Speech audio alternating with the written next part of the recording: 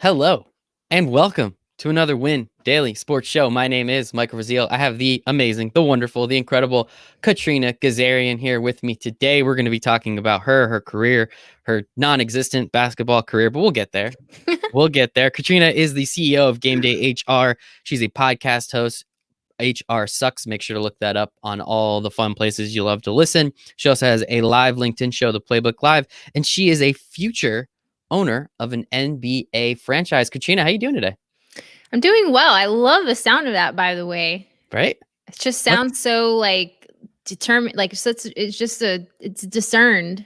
I love it. Declare it. Declare it. I read my affirmations every morning. I've now recently changed those to declarations because that shit is going to happen and it's already happening, which we're very excited about. So just put it out there, right? Speak that shit into existence. See what happens. It's going to happen. I know it's going to happen. And I'm excited. And we're going to talk a little bit about that. Kind of how do you do that, right? We've seen Gary Vee kind of over the last, I don't know, however many years. I believe he's going to own the Jets one day. Maybe I'm the sucker. Maybe he is. I don't know, but I'm excited to see the journey. So I'm excited to see yours as well. But the first question, outside of how are you, I like to ask everybody on the Win Daily Sports Show is, what's your Win Daily mindset? Yeah, I mean, I don't know if this sounds cliche, but I have a morning routine that I'm very disciplined on. And it's not just a Monday through Friday routine. It's a 7-day-a-week routine. And it's not very complicated. It starts with reading. I always want to learn. I want to put learning and new information into my mind as soon as I wake up. So I'll read at least 30 minutes, usually comes out to a chapter or 10, 15 pages, depending on the book.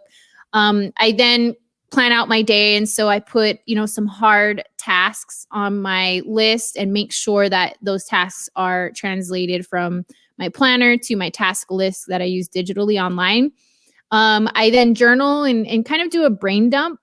There's really no topic or there's really nothing specific that I'm writing about. It's just maybe something from the book sparked me to want to write something, or I have something on my mind or a dream that I had. And so I just do a quick brain dump.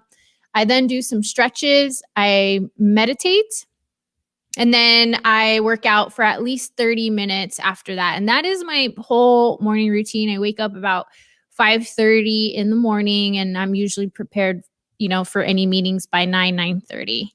That is fantastic. The stretching part is probably my favorite. I love stretching. Get a nice downward dog in, get that oh, that's fantastic. I also have like hip problems already at 29. Same. So no. Same. That's exactly why I stretch, is because I have what chiropractors, which I thought was like scoliosis, but it was actually like a tilted pelvis. And and any type of any racking of any weight that comes on my shoulders really aggravates it. And so in the morning, I try to really stretch my hips and open up my hip flexors, and I just have a better day because of it. 100%. Yeah. The days that I don't stretch in the morning, I'm usually a little crankier than the ones that I do. So I always try and do that as well.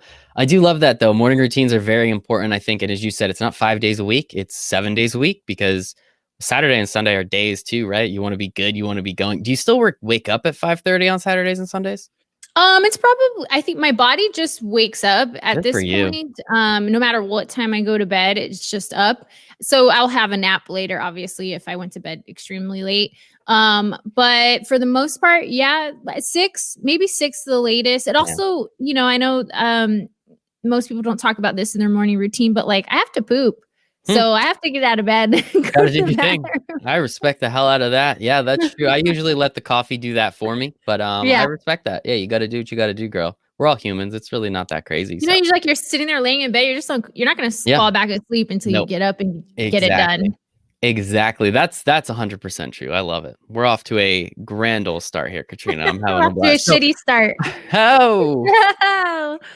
I was voted funniest in 5th grade, in case you didn't see that on my LinkedIn. I did see that on LinkedIn. Yes, make sure to go follow Katrina on LinkedIn, everybody. Katrina Ghazarian. I can't spell your last name, neither can you, but I'm sure a quick Google search will get you where you need to go. CEO of Game Day HR, which I'm very excited to talk about, because I mean, I don't really even know what HR is.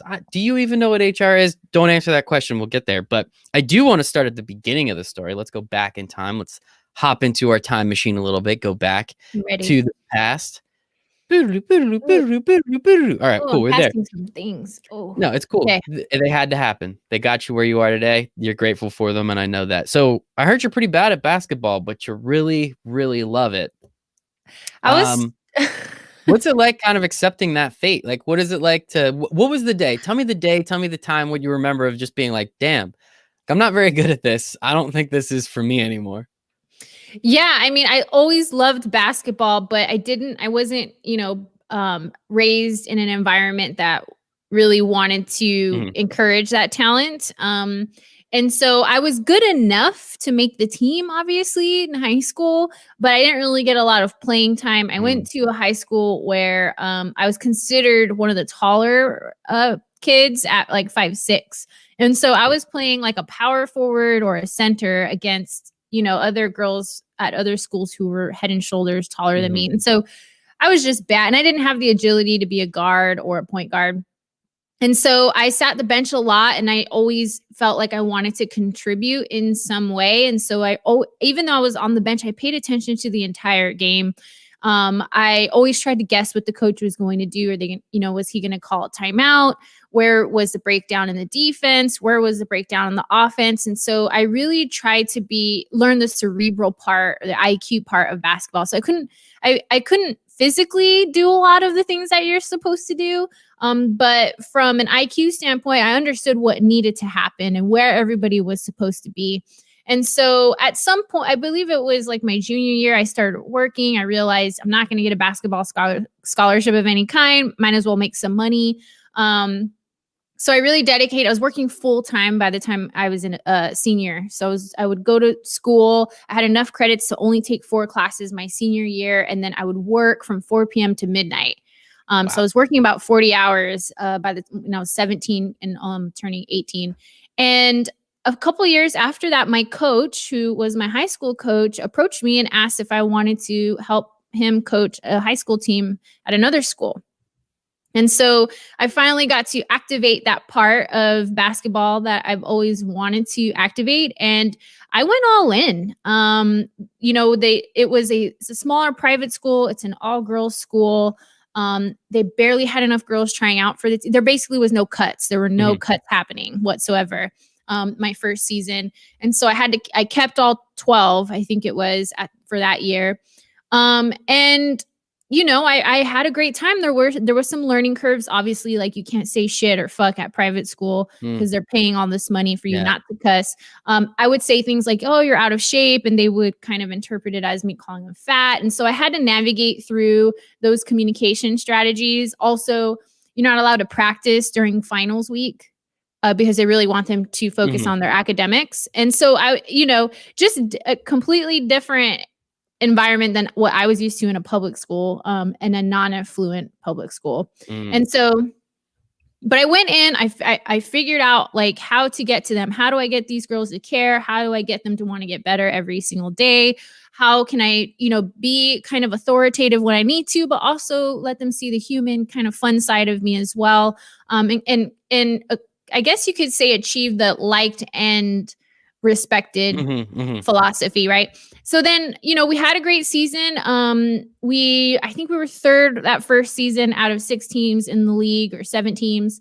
And then the following season, I had too many people try out. So it was the first year I actually had to cut girls from the team or from tryouts. And we ended up winning a league championship that year. Yeah. And around the same time I was being recruited to become an official. And so I started officiating basketball. I was hired into college my second year. And I was doing both for about a season or two. I had a kid in there somewhere, and it mm. just got too hard. Yeah, it was a little difficult to travel and coach and referee. And so I ended up putting it all away at some point and really focusing on my business career and, starting game day HR.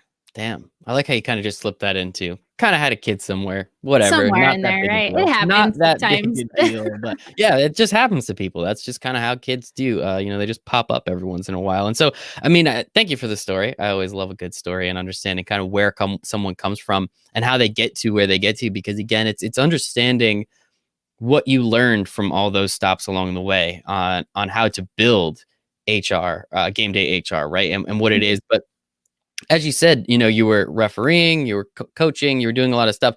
You also were consulting a little bit along the way too for some major players, right? If I'm not mistaken, and I don't know, am I allowed to say the names? Are you allowed to say? Can we say the names? How does it work? Yeah, I mean, I interned for the Pistons in their summer league. Mhm. I wouldn't say consulting. I was more of like an internship in the player development field. So And cool. then that same summer, I really got involved with the Mexican pro leagues. I had met the president of the league at the NBA Summer League in Las Vegas. Okay. I think he overheard me talking about Brandon Jennings and, kind of my analysis of Brandon Jennings when he was playing. That was the year that I was there. It was Brandon Jennings and Blake Griffin, Oh wow. were the two bigger ones. Yeah. And he, asked, he didn't really speak English, to be honest. And so his wife was like interpreting. And I spoke Spanish, but not, Mhm. Yeah. I never had to speak Spanish from a basketball standpoint. Like I could speak Spanish from business. I can do that, but basketball, I never Mhm. had to use it. And so, we started talking, and then I really, I got involved with like matching players with teams Okay. and helping them kind of negotiate their contracts. But Mexico is just for that league, it was just a mess. Like some of these players, you didn't know if you were going to get paid. I didn't know if I was going to get paid. And then it comes down to like, is the cartel going to kill me? Because some of them own like some of the teams. And so it was just really dangerous. I was Yeah. 21 at the time. So I didn't know any better, right? I was just arrogant. Naive And too. yeah, Naive. naive, I think that's arrogant. important too. And so at some point, like it stopped working. And so I came home, came back to the United States and kind of pursued coaching and all of Mhm. that instead. Okay, very cool. So that was a little bit beforehand. So man, we just kind of like Quentin Tarantino this thing. We went all over the place. But I do like that. And I think it is important, right? Like as you said at 21, kind of learning that aspect of it and seeing and the confidence I'm sure that comes with saying like, hey, I worked for a professional basketball league and helped negotiate contracts in whatever shape or form they were. Hopefully you got paid and it sounds like you did. So that's great. But pretty damn cool. So Sometimes. yeah, sometimes exactly. But you got into some other stuff too. So let's talk about game day HR. I guess as you said, it got everything just got a little too much. You just had a little too much stuff on your plate. So you needed to kind of take a step back and understand and work more on the business side of your life and really make sure that that was down, clamped, good to go. What was it about HR that made you say like, yeah, I want to start an HR company. This is going to be, basketball and HR, they just go hand in hand. Why would I not want to do this? Well, listen, if I'm being frank with you, I gave up. Oh, That was no. Yeah, that was like, looking back, because Mhm, everything I do, even now with game day, it all leads back to basketball at some mhm. point. I'm always trying to find that path back. And so I actually, when Kobe Bryant passed away, I think it was the day after, early in the morning, I woke up and I just wrote this like letter about that. And I realized, just like my love affair with basketball, like I'd given up on it. I was coaching, and then a part of me felt like I was never a stellar player. And so I was never going to be able to be a stellar coach. And so I quit. Officiating, same thing. Like, how good can I possibly get? So I quit. I was always quitting. I just happened to fall into HR, right? You don't have these like dreams as a child to Yeah. to be in Wow. HR. I can't wait to de-escalate that situation. It's Yes, gonna be awesome. exactly. Yeah, benefits administration, ooh, really gets me Woo. going. Good So morning, Katrina. All right. so I think for me, I fell into it, and then I just activated like the basketball part in order to be good at HR. It was the coaching. It really was just came down to like the coaching and the game management, all these skills that I had learned about, with different personalities, managing a large team, managing a game, diffusing situations, like all of that played into my role in HR. Mhm. And so game day for me, it was, I decided to go independent a couple of years in. I started this company, and I just realized everything I was doing in coaching and everything I learned in basketball, I was utilizing as a business owner, as an HR consultant. And so game day was just so fitting because I felt like, our motto is every day is game day. And that's how I approach the day. That's how athletes, for the most part, approach the day. Even though there's not a game that day, it's practice. And are they going to get better that practice? Coaches, how are they going to get their team better? I feel like in sports, this is the motto or the ethos that we live by is how do we get better today, even if it's just like a tiny little bit, And so that approach is what we use when we consult with our clients and the organizations that we consult with. It's the same philosophies: one team, one mission, putting your ego aside, focusing on the goal, attacking one day at a time, trying to find ways to get the best performance out of every single player. And in this case, every single employee. It's not a blanketed, consultation. It's each individual requires something a little bit different, and understanding that and being okay with that. And I think it's great that you were able to realize everything that you learned from basketball and playing and coaching and officiating and going not overseas, going across the border to learn and understand, right? No see. No see. Learning all of those and taking all that information and being able to say like, okay, well, I can utilize everything that I love about this sport and everything that I'm good at with this sport into a business. And it was HR, it just happened to be. And as you said, you could use diffusing situations, benefits. I'm sure that has something to do with basketball, right? Cost basis and no, I'm kidding. But where, I guess, at what point along the way, like, as you said, you kind of quit everything else. I'm sure there was a million and still are a million times where you're just like, I don't want to really do this anymore. This is, it's really easy to walk away from something. Believe me, I'm a quitter too. So like, I'm totally on board with that. It's super easy to do that. Why and how have you been able to stick out the last 4+ years at Game Day HR, where you've seen in other spots in your life that you've kind of just been like, how good can I really get? Like, how good can you really get at HR, I guess? I mean, it's so funny you say that because when I was younger, I have it written down. I wanted to be the first female NBA head coach.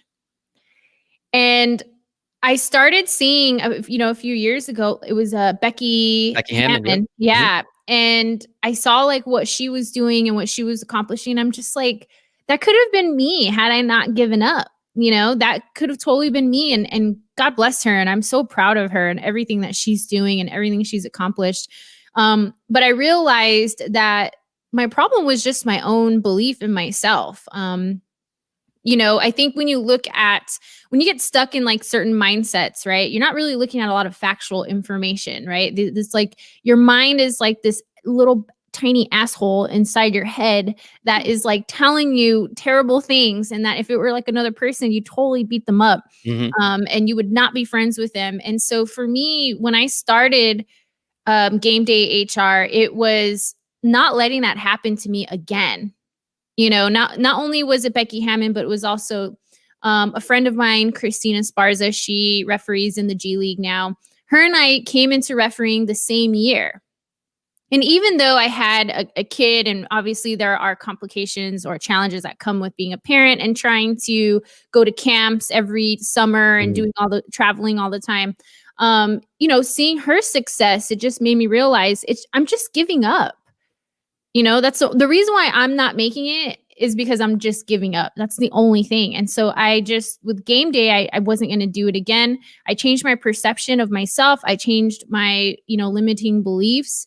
And still to this day, of course I have moments, right? Where I feel like, is this the right thing for me? Am I doing this right? Like, who am I? Imposter syndrome. And, how am I on this show? Like, you start asking yourselves these questions. And then you just silence the voice, right? You kind of kick it in the butt and realize it's not you. You aren't your thoughts, and you keep going. And so I refuse to quit again. And I know it sounds silly and cheesy and probably cliche, but the death of Kobe Bryant affected me on such a deep level.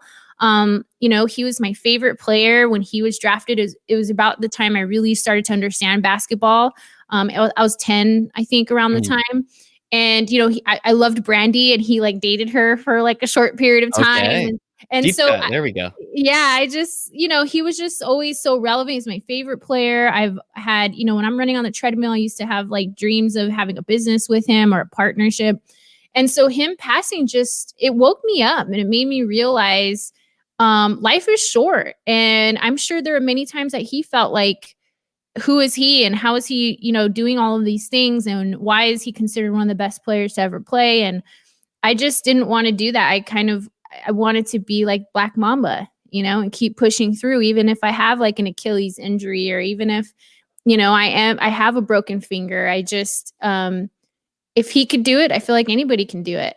Mamba mentality. That's what it comes down to, right? That's why they say it. And it's not a cliche to say it either. It really does come down, as you said, sometimes your mind, your own self, your subconscious, your conscious gets in the way of what you're trying to accomplish, which is really silly because you're trying to accomplish it, right? So like there's this whole like meta, like deep understanding and non-understanding, I guess. And once you can, I believe self-awareness and awareness really is a superpower.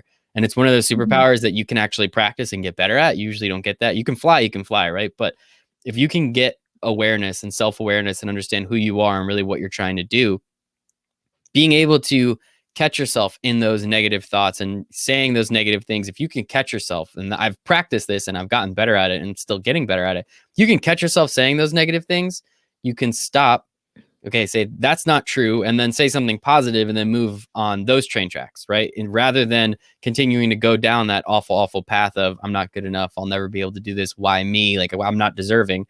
It's like, well, why the hell not? Right? Mm-hmm.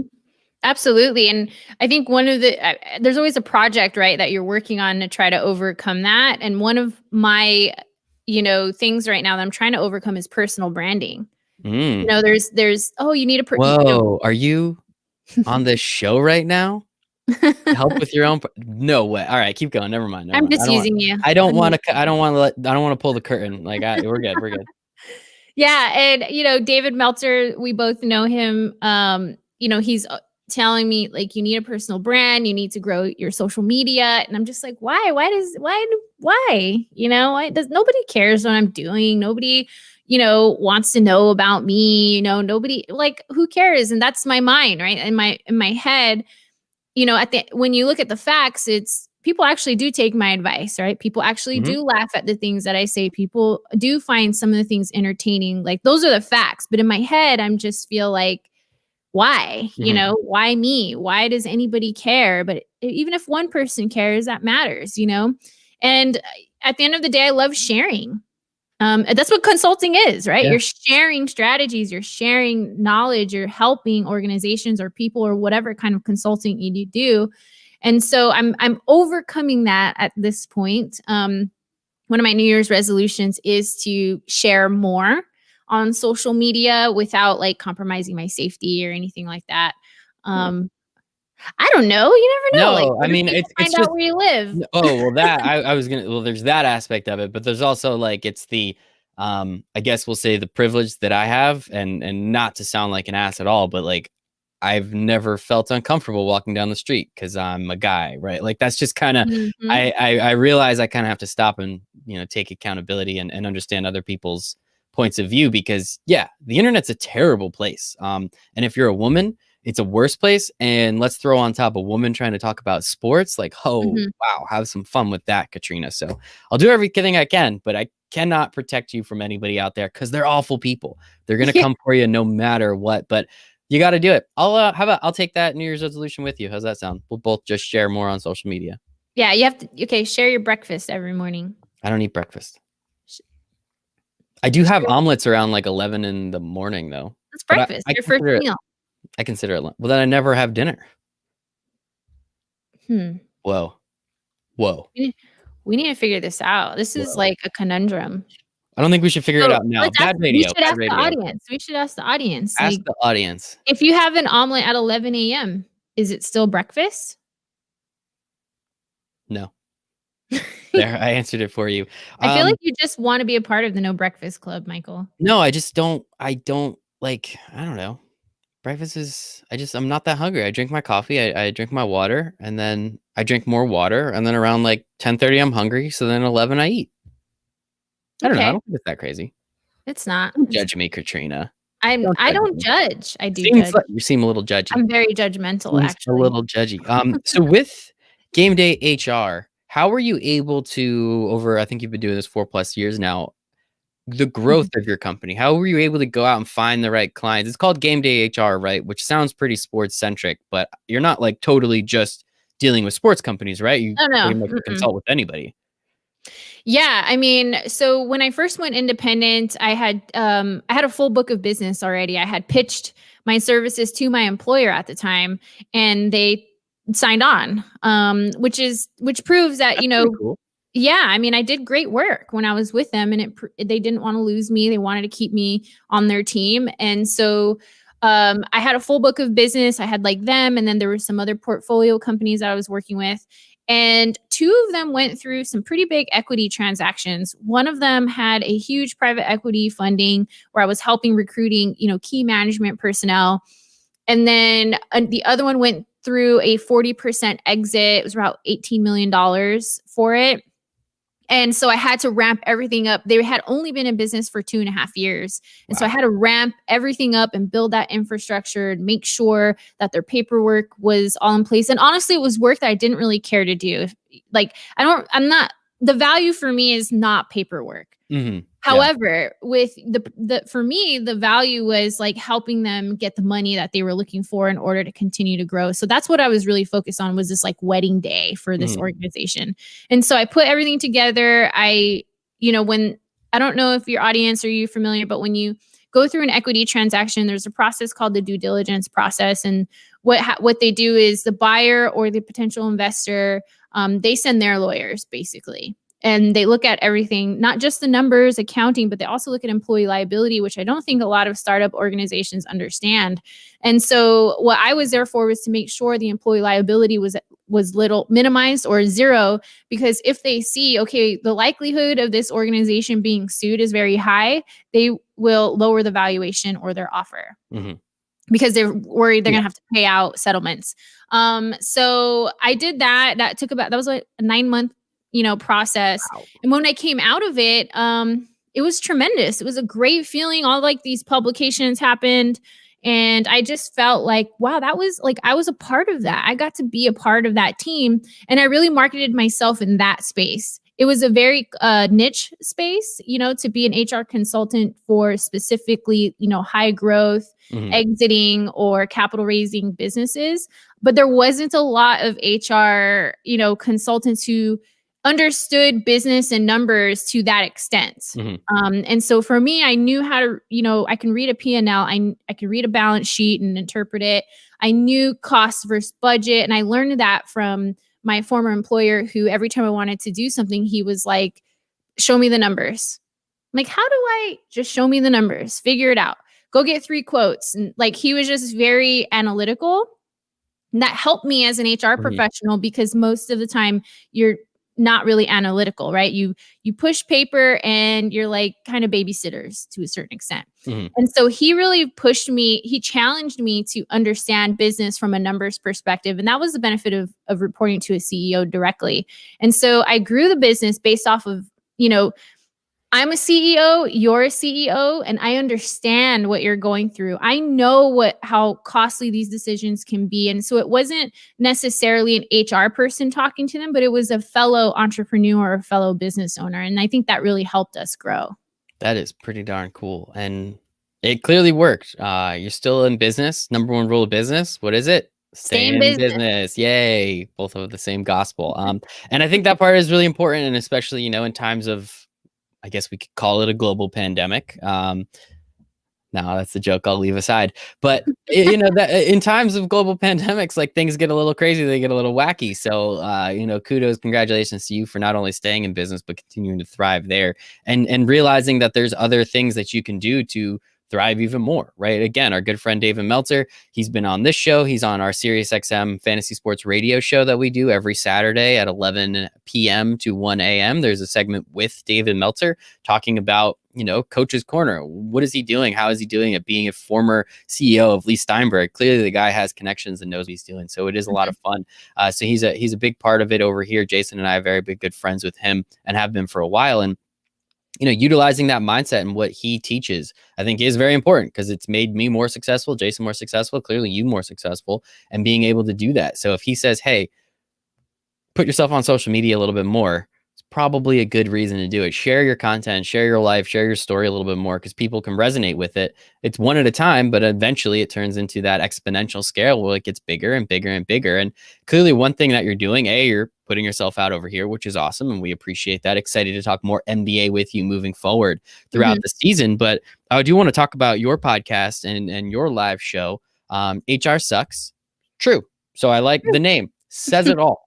What exactly do you talk about on HR Sucks? Is it just about how much HR sucks and why everybody should use you as their consultant? No, we actually don't really market ourselves on the podcast. I mean, we just started adding like this episode is sponsored by Game Day HR, but that was literally maybe the last episode that we put that on. We actually talk more. Well, number one, HR Sucks. The title in itself is like the Instagram picture. I would say that, say, females, for example, is like they're showing like their butt and they get your attention, and then the caption is like some deep, vulnerable. Yeah, those are awesome. Those are they make me laugh. Tell me what your last dream was about. Now that I have your attention, right? That's the HR Sucks. See, we copied it, we used it, and so HR Sucks, I think, just universally gets everybody's attention, right? If the podcast was called, HR Strategies, you sure as heck you're not gonna care. I'm not gonna listen. And so HR Sucks, you're like, what is that? Like, that's a conversation starter. So what we talk about is we do talk about, philosophies that have hindered organizations in terms of HR. For example, the one I always use or go back to is HR can't be friends with anybody philosophy, which has, been a detriment to the department altogether. So we number one, we kind of do like a myth buster. And then we have conversations about mindset. I had Michael Cooper on the show. I had Meta World Peace on the show. We talked about, just the coaches that they had, because I do think that people in a leadership role in the organization can utilize those strategies. So, we talked about Pat Riley. We talked about Phil Jackson. Love him. And Meta World Peace, right? He was a perfect example. He's the worst employee you could ever have, like, on a basketball team. Yeah, he wasn't great for a while. Yeah. Like, unpredictable, he has some like emotions. And so I was so curious of like, Phil Jackson made you a champion. I want to know how. What did he do? How did he let you bloom? Like, how did he kind of stimulate this growth for you kind of at the end of your NBA career, basically? And so, we it's really the whole human, what we're focusing on. This isn't just HR strategies. This is like getting the best performance at whether you're an employee, whether you're a leader, how to lead an organization, talking about certain news like that. Are they fake news and culture myths? I mean, we talk about it all on there. We had David is actually, he was on there last week, which we will publish this Friday. And, he has this audacious goal of helping or empowering 1 billion people. And so we're talking like, mathematically, how do you plan to do that? And it was great. I mean, I think people listening, they're getting David in his like environment, kind of how he speaks and what he speaks about. And they're getting coaching that, a lot of people pay for free. Yeah, that's not bad. That's not bad. And I think it is important, right? Like, for, as you said, for the employees, for the leaders, like how do you lead? And as an employee, like, how do you follow? I think knowing how to follow is actually kind of important too, because if you're not following correctly, you're not still all working towards the same goal. You're kind of working in different ways, maybe to try and get to the same goal, but not working in the same way, which I think is important. And it sounds like going through all of that and having some eye-catching, having an eye-catching name, but then also eye-catching guests on the show as well. Meta World Peace, that's a pretty big one. David Meltzer, obviously, we all love him. So I think that is pretty darn cool. So kudos and congratulations for that. That sounds absolutely fantastic. And where we can just find that wherever on the internet? Yeah, Apple Podcasts, Spotify, Stitcher. It's on the major ones. It's also HRSucksPodcast.com. All of the episodes are up on there. And then our live show is every Thursday at 12 p.m. Pacific. And they're more casual conversations. We take some polls at the beginning of the week. We talk about the results. We're eating lunch, and just having the conversations that I think a lot of HR professionals or even organizations aren't having about politics and the do's and the don'ts. And we're just trying to bridge those communication gaps, and we some of my podcast episodes are like, if you're a business owner or the leader, like you want your employees to hear this, because we have like some funny videos up there of like why your coworkers don't like you, and kind of poking fun at like the gossipers or, the people who aren't really direct with their communication. And so it's kind of helpful for whoever, whether you're an employee, a business owner, a CEO. I feel like there's value there. I love it. And you're going to send me a link to that page, correct? So that I can share with everybody? Yeah. Wow. Let's give you whatever you want with a mustache like that. With a mustache like this. You'll get it. Honestly, Katrina, it took you 35 minutes to bring it up, so I am a little disappointed, but at least you brought it up at some point. So I do want to say, from me to you and everybody over here, thank you. We appreciate it. Do people tell you look like one of the Marx Brothers? The Marx Brothers? Groucho? Yes. Yeah. It's the glasses. Yeah. Oh, no. I get it all the time. I kind of lean into it now. I like it. I'm cool with it. I have like the thickest eyebrows you'll ever see. And that's with my wife kind of trimming them back a little bit. So yeah, it's I'm Armenian, so I'm with you. I'm like born with a unibrow. I totally understand. Oh, rock and roll. Yeah. Nice. Brothers in arms. I love that. Groucho's a legend, so you keep rocking it. Say it again. Groucho is a legend. He's still relevant even today. Relevant enough. I'm bringing him back. I'm giving him the credit he deserves. I'm going to say that.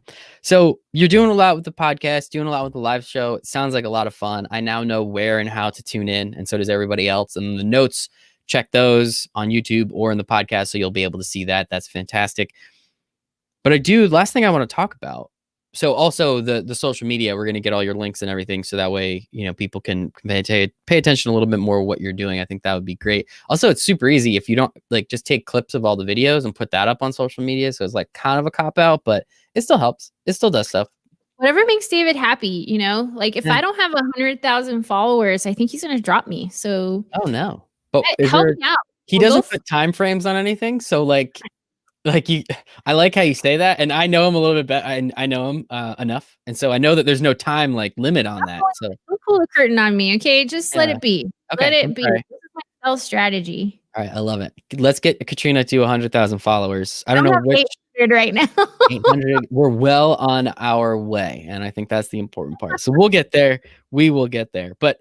You need more followers and you need more people to listen to the podcast so that you can increase sponsorship. So that way you can go and buy an NBA franchise. So now I have to ask, you want to own an NBA franchise. You did have written down, which I really love. You want to be the first female referee in the NBA, which is pretty damn cool. Head coach. I apologize. I thought you said referee. So you want to be the first female head coach in the NBA, which would have been hella cool. Mm-hmm. Seems like that's probably not going to happen right now. So why not just go to the top? Just go buy an NBA franchise. I hear they're worth a couple dollars, with a B. One of those dollars has a B in front of it. How the hell are you going to be one of the first? Well, I guess you're not one of the first female owners. There's other female owners, but how are you going to own an NBA franchise, or at least be part owner to an NBA franchise? Yeah, I mean, of course I would love to have $2 billion to spend on a franchise, but obviously I would probably. I'm a Mets fan, and Steve Cohen has $14 billion. So just putting it out there. Just saying. Anyway, please continue. It's got to be NBA for me. So obviously I would probably partner with some bigger investment groups. So I'm not putting all of my money into it. But yeah, I mean, even now I'm having conversations with groups that are interested in buying an NBA team. And so the conversation's already started. It's just a matter of, obviously when they're ready to pull the trigger and when a team comes up, that's, a good deal. I know the Timberwolves just recently went through a sale, and then might be also having some minority ownership raises. So I'm in there, I'm learning, I'm figuring out who's interested and what teams are going to be sell, even predicting which teams might come up for sale based off of, how old the current owners are and how long they've had the team and what the team, organization looks like. So I think ideally I would probably partner with a big investment group. And I would, negotiate making myself the VP of basketball operations for shits and giggles. Why not? I mean, at that point, you might as well, right? If you're going to be the owner, you might as well just, hey guys, just let me be the vice president of operations. Exactly. I like that. I like that a lot. And so this is well on its way. How do you get into these circles? How do you find these people? How do you know, or how do you find out who to talk to? Because I feel like that part is just as hard as coming up with the money, right? Like everybody can make money doing something. The internet exists, guys. You can literally do anything and make money now. But how do you find out who are the right people to talk to and find out how to get into those groups? Because I feel like that's kind of like an old boys club, right? Like those guys and girls know each other and they only know each other for a specific reason. How do you kind of wiggle yourself into there? Yeah, I mean, it comes in different directions. I think having clients that go through capital raises and transactions, I get to meet a lot of investment groups, whether they're private equity, angel investors, or venture capital groups. I have a pretty good network of basketball professionals, whether they were athletes or coaches. I'm just always open to having a conversation with anybody and learning, like, what is their dream? What do they want to do? What do they want to accomplish? Am I going to be a part of that? How can I help them do that? I'm just not afraid. And this kind of goes back to how I even met Joe Dumars, and started to have a friendship with him, which eventually led to me being able to do some stuff with the Pistons. I didn't even know who he was when I met him physically, like in person. He wasn't a part of my generation of players. We went to a Laker game. It was Lakers and the Pistons. A coworker of mine had said, like, hey, I got some post-game passes from a friend who, like, they played in college or rec. I'm not really sure, to be honest. And so we go down there and I meet the guy who gives us our post-game passes. I'm like, thank you so much. And then he's kind of standing on his own while everybody else is talking to the players. Like Iverson was on the team, Billups.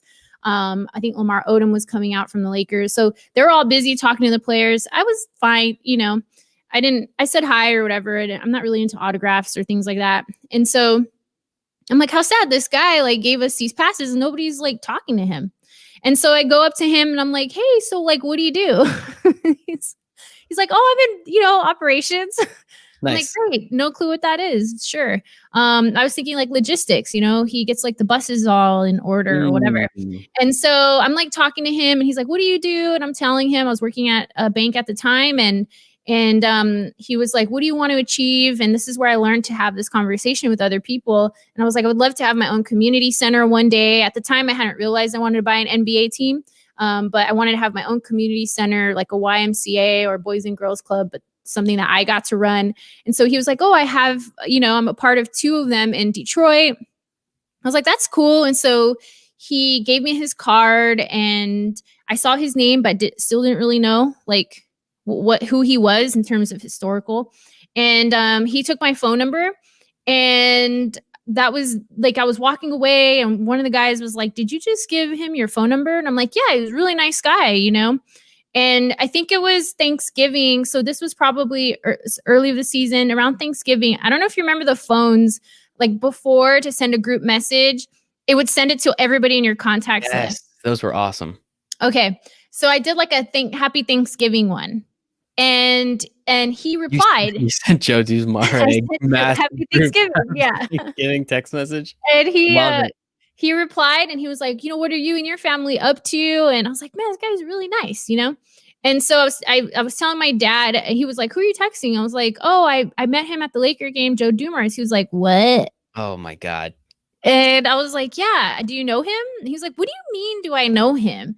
And so, we pull up the Google and we're like researching, and I'm like, holy crap. He was like, he's not in operations. He's the president of operations. Yeah.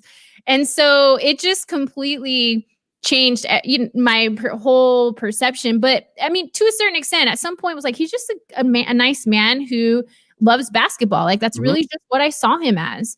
And so that mentality of, at some point he was like, we're going to be back. We're playing the Clippers. I left you some tickets. Bring your friends. We picked him up from his hotel. He took us all to dinner. I went to Chicago and watched the Lakers and the Bulls, and then the Pistons and the Bulls. I took a train to Detroit. He picked me up. I took a friend who I was coaching with at the time. He picked us up. He took us to the community centers. I mean, we got like the royal treatment, right? Joe Dumars was driving us, like picking us up in his like Range Rover, taking us to these places, to these games where we had like security. Aretha Franklin was there. It was nuts, right? I was like 21 at the time, 22 years old. And I think from that point on, I realized like no one is too big to have a conversation with. They're all humans. Mm-hmm. You know, it doesn't matter like who you are or what you've accomplished. You're human, and I'm just going to have a human conversation with anybody who's willing to have that conversation. And so when I talk to these investment groups or these people who are billionaires, or millionaires, billionaires, whatever, I don't look at them for that. I just want to know, like, okay, in my head, I'm curious, like, okay, so you have all of this success. What next? Like, what are you going to do next? What are your dreams, goals? I just want to know. And I think having that very human conversation connects us, right? If we have similar values, it doesn't matter what you do. We're always going to connect in that way. And so that's kind of wiggling my way in there. I try to make them laugh too. That's always fun. That always helps. That always helps. That is another awesome story, though. I mean, I think it's so true, right? Like I've met a couple famous people in my life, and if you just be like, "Hey, what's up? Like, how's it going?" and not like fanboy fangirl around them, they're usually pretty cool. You can have an easy conversation. You could talk to them. They're just people, man. They're just people. Now, obviously, some are dickheads, but most are like actually like pretty nice people. And it seems like Joe Dumars is a very nice person. So moral of the story, kids, send out mass group happy Thanksgiving messages. I think is that crazy? Only good things can happen. Only good things can happen. Well, kudos and congratulations, Katrina. You are very clearly well on your way to owning an NBA franchise, being a part owner, and then eventually making enough money by being the vice president of operations to then be able to own the whole darn thing. So I'm very excited to say, I remember when. But Katrina, where can everybody find you online in case they want to follow along in this journey to watch you become an NBA owner? You can witness my shenanigans on Instagram at Kat Ghazarian. Honestly, I'm the only Katrina Ghazarian in the world. So even if you just Google my name, really? Yeah. Wow. Isn't that special? That's to crazy. me, that feels pretty special. So I mean, just Google my full name and you'll probably see most of my profiles popping up. Our website for HR is www.gamedayhr. But that's not what this is for, y'all. I need you to go to my Instagram, click follow, and then after I hit 100,000, you can just unfollow me after that. I just want to make David Meltzer happy. Is that all it takes? Just that's literally it. I don't know. Is it? I don't know. Do you know anything about personal branding? Because I don't. No. I feel like he's not very good at it. I feel like David's gonna see my stuff and be like, you know what? Let's just like move on to something else. Oh, you're followed by David Meltzer, and now you're followed by Michael Rasile. Huh. Oh, see, I got one. Only Only 99,000 to go. Not too shabby. Cool. Just scrolling through. I see some dog pics. That's nice. Some nice quote boxes. I tried. That's when you see I'm like really trying to be like influential. But it doesn't feel good, you know? I read it and I'm like, that's just not me. Yeah, man. Be you. You. I think somebody said that once. Yeah, and there's some kids. Well, you said you had a kid. Yeah. She looks nice. She's a terrible person. Good. As they all are. They're children. Of course they're terrible. Katrina, this has been absolutely fantastic. I'm excited to do this a lot more with you with the NBA season coming up. Maybe we can kind of create something a little different. Look at it, NBA from the business side. Maybe get some of your hot takes. What's going on? Seems like you got some insider information. Not trying to break news or anything, but I don't know. I think we could do something. That sounds like fun. I predicted in February that the Lakers were going to win. Okay. Well, and it wasn't because of, blind loyalty. It was just, I knew that they had something bigger to play for. Yep. Yeah. The Kobe Bryant. Yeah. Hate to burst your bubble, but like you and like a million other people thought that too. R.I.P. Kobe. Loved him. Thought he was cool and everything, but like, I need proof. I have proof that I predicted it. I need proof. That's true. You do right every single morning. That's true. Yeah. So I don't know. I love it. I love it. Well, you can follow her at Kat Ghazarian, Kat, and then a bunch of letters after that. You can follow me at Michael Rasile 1. You can follow us at Your, Win Daily Sports. your last name is not that easy either. Oh, but yeah, there's no Z's and there's no Is silent. it Rasile? You know, like That's close enough. But at least you can like figure out how it's spelled if you say Rasile. no, Like for it's really sure. not that Like crazy. I didn't learn how to spell my own last name until I was like 12, probably. It's the GH and then you throw a Z in there. Like There's an IA. Yeah, it's just crazy. It's just too much. It's just too much. But kudos to you for figuring it out along the way. Really learning how to spell your name. Huge accomplishment, Katrina. big. So It was big. make sure to follow all of us in some capacity, wherever. Nobody cares how, but Katrina's trying to get to 100K. We're going to do our best to do that. So I will also have all the links for your podcast, for your LinkedIn, for your website, yada, yada, yada. And I'll only have those because you sent them to me already, or you will be sending them to me soon. We appreciate you for that. So for Katrina, for myself, for everybody on the Win Daily Sports family, we hope you make it a very profitable, what's today? Wednesday. Wednesday. Happy Wednesday, everybody. Bye. Happy Wednesday. Goodbye.